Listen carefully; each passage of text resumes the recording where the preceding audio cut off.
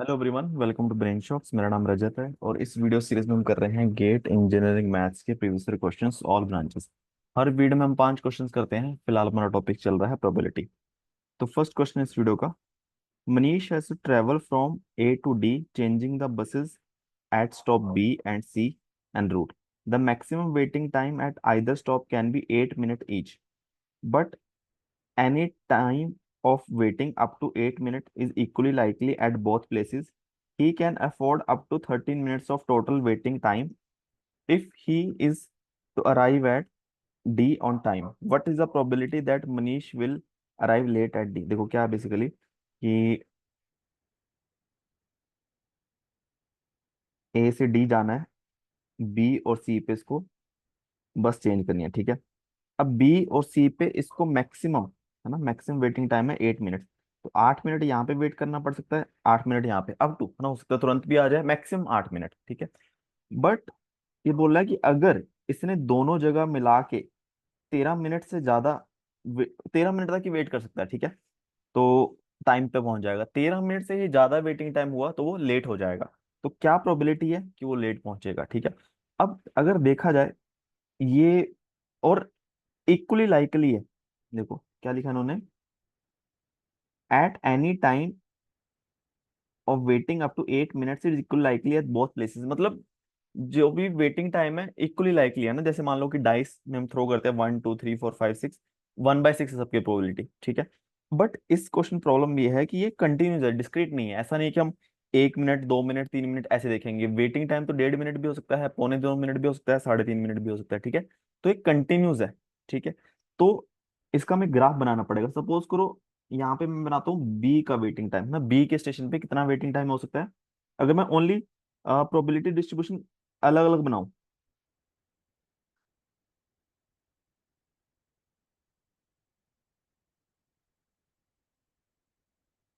दोनों के लिए सेम ही बनेगा, ठीक है। तो यहाँ पे टाइम आ गया, वेटिंग टाइम इन मिनट्स, तो यहाँ पे प्रोबेबिलिटी, ठीक है। तो 0 से लेके 8 मिनट, ठीक है, इतना वेट करना पड़ सकता है, ठीक है। 8 से ज्यादा मिनट वेट नहीं करना, नेगेटिव तो पॉसिबल नहीं है। तो इसकी प्रोबेबिलिटी कितनी हो जाएगी, 1/8 यहाँ पे, ठीक है, ताकि एरिया 1 रहे, ठीक है। ये बी का भी यही आएगा, सी का भी यही आएगा, ठीक है। तो अगर मैं कंबाइन बनाऊंगा इसका, ठीक है, बी का और सी का, ठीक है, तो 8 यहाँ पे 8 यहाँ पे, तो इस तरीके से बनेगा, ठीक है। तो कोई भी इस ग्राफ में कोई भी पॉइंट अगर मान लो मैं ये पॉइंट दूं, तो ये एक्स एक्सिस क्या बता रहा है, बी पे कितना टाइम वेट किया, वाई एक्सिस क्या बताएगा, सी पे कितना वेट किया, ठीक है। और हमें पता है B plus C equal to 13 की लाइन बनाता हूं मैं, है ना। हम हमें देखना है कि ग्रेटर देन 13, क्योंकि लेट पहुंचा वो। तो बी प्लस सी का प्लस 13 ग्राफ बनाऊंगा, वो कुछ आएगा, 13 यहाँ पे है और 13 यहाँ पे। तो बेसिकली ये लाइन बनेगी यहाँ तक, ठीक है। बट बाहर वाली लाइन को भी मतलब नहीं है कि वेटिंग टाइम इसके अंदर अंदर ही है, ठीक है। तो चाहे हम इसको हटा भी सकते हैं यहाँ से। चलो एक बार पॉइंट बना लें। तो ये पॉइंट क्या है, 0,13, ये 13,0। ये पॉइंट कितना होगा, ये हो गया हमारा 8,5 है ना, सम दोनों का 13 आना चाहिए। ये 5,8, ठीक है। अब डिलीट कर देते हैं, तो चलो छोड़ो। तो हमें क्या चाहिए, ये वाला एरिया चाहिए, क्योंकि वो लेट पहुंचा है। तो अब ये लाइन क्या है, B plus C equal to 13, ये वाला एरिया जो है B plus C greater than 13, ठीक है। इस साइड वाला पोर्शन है B plus C less than 13, ठीक है। तो हम इसमें इंटरेस्टेड हैं,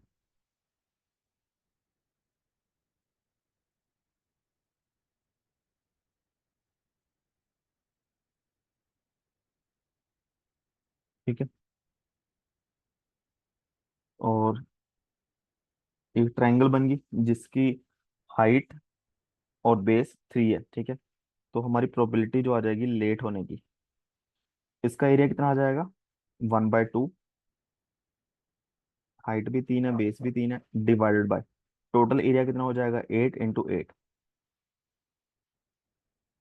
ठीक है। 3 × 3 9, 8 × 8 64, × 2 128, ठीक है, ऑप्शन डी। ठीक है, इस तरीके से आ जाएगा। इसको एक और तरीका है करने का। अब ये basically electronics, EC, sorry EC, electrical, IN वालों को समझ आएगा, इनको कॉन्वोल्यूशन आता है। ठीक है, अगर मैं प्रोबेबिलिटी डिस्ट्रीब्यूशन बनाता हूँ बी पे,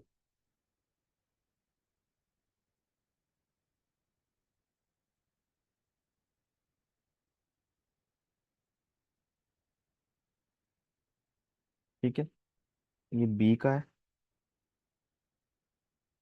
बी पे वेटिंग करने का। फिर अगर मैं बनाऊं सी का, सी का भी सेम ही आएगा। ठीक है, अगर मुझे बी प्लस सी बनाना है कि बी,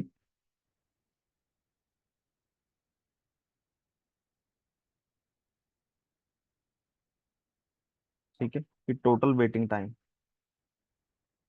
और उसकी प्रोबेबिलिटी, तो इसका कॉन्वोल्यूशन आएगा। कॉन्वोल्यूशन ओनली अपना इसी इलेक्ट्रिकल आईएन वालों ने पढ़ा होगा। ठीक है, जिन्होंने नहीं पढ़ा वेट कर लें। ठीक है, कॉन्वोल्यूशन देखो, इसमें सीधा ही बता रहा हूँ। देखो, दो रेक्टेंगुलर पल्स हैं सेम विड्थ की, इनका कॉम्बिनेशन कॉन्वोल्यूशन क्या आएगा, ट्रायंगुलर आएगा। ठीक है, 0 से 8 तक है, 0 से लेकर 16 तक आएगा। ये बेसिकली इस तरीके से बनेगा।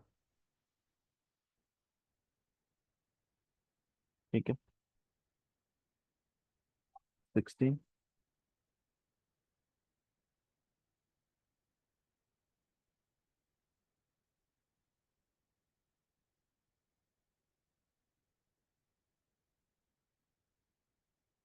यहाँ पे 8। ये मैक्सिमम एम्पलीट्यूड किसके इक्वल होता है, इसका एम्पलीट्यूड इंटू इसका एम्पलीट्यूड और टाइम। 1/8 इंटू 1/8 इंटू 8, ये भी 1/8। ठीक है, अब हमें क्या चाहिए, 13। 13 यहाँ पे कुछ होगा, 13 से ज्यादा ये वाला एरिया चाहिए हमें। ठीक है, तो ये प्रोबेबिलिटी आ जाएगी। और बेसिकली अगर यहाँ पे एम्पलीट्यूड कितना आ जाएगा वो देखना पड़ेगा। तो इसकी जो इक्वेशन आएगी, y इज इक्वल टू क्या होता है, बेसिकली ये कुछ आना चाहिए,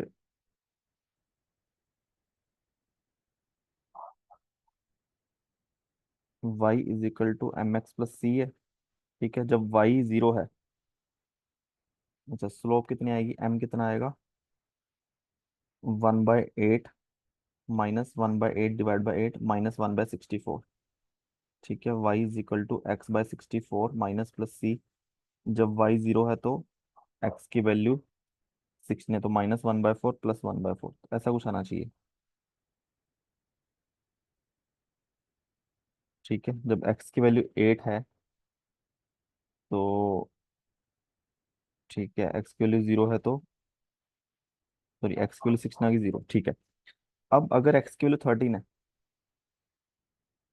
13/64 ये आ जाएगा 64/6, ये आ जाएगा 3/64। ठीक है, तो ये पॉइंट आ गया, हाइट आ गई 3/64। तो ये एरिया कितना आ जाएगा, इसकी 1/2, हाइट 3/64 है, विड्थ जो है 3 है, तो 9/120 है। ठीक है, इस तरीके से। अब ये सिर्फ उसके लिए बी, दो प्रोबेबिलिटी डिस्ट्रीब्यूशन फंक्शन दिए हुए हैं हमें, दोनों का सम करेंगे तो दोनों कॉन्वोल्यूशन कर दो। ठीक है, तो इस तरीके से ये सिर्फ जिसको सिग्नल सिस्टम में कन्वर्शन पढ़ा उसमें आएगा। और इसी में कम्युनिकेशन में पढ़ते हैं जो, वहां पे भी ये सब चीजें आती हैं आपको। ठीक है, तो आई थिंक 2-3 जगह हो जाएगा तो आपको और अच्छे से आ जाएगा। ठीक है, नेक्स्ट क्वेश्चन है, a box contains 10 screws, 3 of which are defective. Two screws are drawn at random with replacement probability that none of the two screw will be defective। देखो, डिफेक्टिव होने की प्रोबेबिलिटी क्या होगी, 3/10। ठीक है, अब जो रिक्वायर प्रोबेबिलिटी है, देखा जाए, देखो, अब दोनों स्क्रू डिफेक्टिव नहीं है दोनों में से, तो इट मीन्स हम पहला स्क्रू 7 चूज करने की प्रोबेबिलिटी 7/10 होगी। ठीक है, 7 सही स्क्रू है टोटल, आउट ऑफ टोटल 10। अब विद रिप्लेसमेंट पूछा है, तो स्क्रू वापस चला गया। अभी भी कितने स्क्रू हैं, 7 नॉन डिफेक्टिव है और टोटल 10 है, तो 7 49/100, यानी कि 0.49 परसेंटेज में लिख देंगे हम 49%। ठीक है, सीधा सवाल था ये। नेक्स्ट क्वेश्चन है, probability PE denote the probability of event E, given that probability of A is 1, probability of B is 1/2, probability of P A by B and probability of B by A. ठीक है, अब देखो probability of ए 1 है, it means ए तो होगा ही होगा। ठीक है, तो बी के तो इंडिपेंडेंट हो गया ना, तो मतलब ही नहीं है, बी हो चाहे ना हो, ए तो पक्का होगा, अगर करेगा। ठीक है, तो हम कह सकते हैं दोनों की इंडिपेंडेंट हो गए, तो पी ए इंटरसेक्शन बी किसके इक्वल आएगा, P A into P B, यानी कि 1 × 1/2 इज इक्वल टू 1/2। ठीक है, इसको ऐसा भी समझ लो कि ये गोला ए का है और ये 1 है।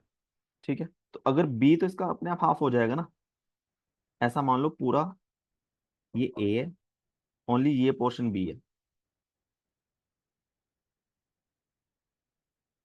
ठीक है, तो ये हाफ है, तो और दोनों का इंटरसेक्शन भी यही है। ठीक है, सेम ही चीज आ गई। ठीक है, अब बस आगे तो आसान ही है कि probability of A by B.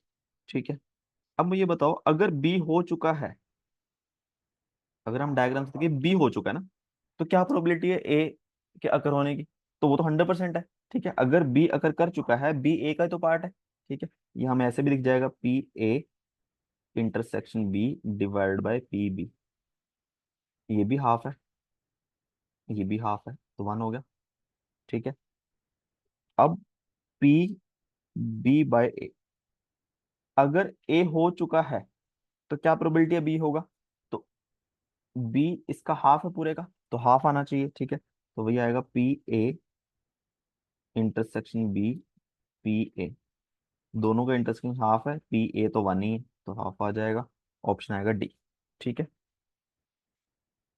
Next question है, a box contain 5 black 5 red balls, 2 balls are picked one after another from the box without replacement, probability for both balls being red is। ठीक है, probability चाहिए हमें, दोनों red हैं, तो एक ही case बनेगा ना वैसे, रेड रेड। ठीक है, ऐसा नहीं, ब्लैक रेड होता तो दो केस बनते, ब्लैक रेड रेड ब्लैक। ठीक है, तो पहले रेड आने की प्रोबेबिलिटी 5/10 इंटू, फिर विदाउट प्लेसमेंट है, पहले चार, आगे 4 ही रेड बॉल रहेगी, टोटल 9 रहेगी। ठीक है, 5 दूनी 10, 2 दूनी 4, 2/9, option D.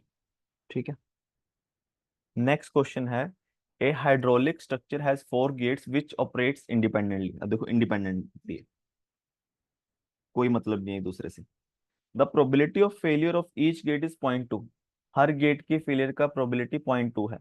Gate 1 has failed, given that gate 1 has failed, probability that gates 2 and 3 will fail is. अब देखो, अगर सारे इंडिपेंडेंट है तो गिवन हमें कुछ भी दिया है उसको कोई मतलब नहीं है, हमें तो ये फाइंड करना है कि प्रोबेबिलिटी ऑफ 2 और 3 दोनों फेल हो गए, तो प्रोबेबिलिटी ऑफ गेट 2 फेल होने की और गेट 3 फेल होने की, एंड बोला ना, इंटरसेक्शन आएगा, बट इंडिपेंडेंट है तो P(2) इंटू P(3), इसकी फेल होने की प्रोबेबिलिटी 0.2, इसकी भी 0.2, तो क्या आ जाएगा 0.04, ऑप्शन सी।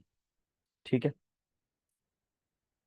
तो इसी के साथ 5 क्वेश्चन हमारे खत्म होते हैं इस वीडियो के। किसी भी क्वेश्चन में डाउट हो नीचे कमेंट कर सकते हो, और वीडियो को सीखा हो प्लीज वीडियो को लाइक करना, चैनल को सब्सक्राइब कर देना। Thank you so much.